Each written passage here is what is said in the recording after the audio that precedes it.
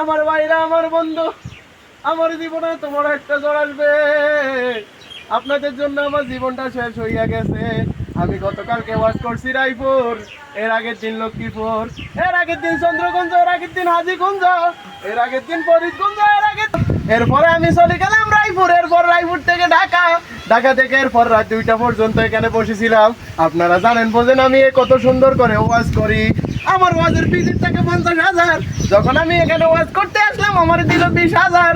20,000 দেওয়ার পর আমি বললাম, কিরে ভাই 20,000 দিছিস কা?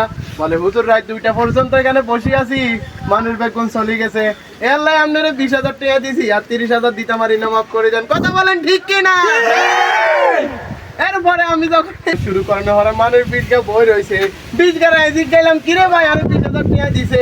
ভাই হুজুর মানুষ বিজগা বই রয়েছে, আমি 20,000 টাকা দিতাম না, কিন্তু আপনারা বলেন আমি এত কষ্ট করি, কষ্ট করার পর 20,000 টাকা কি কম দিছে? এরা তো মতো ডাকাতিদের মতো বাট করার কেউ নাই, ঠিক কিনা?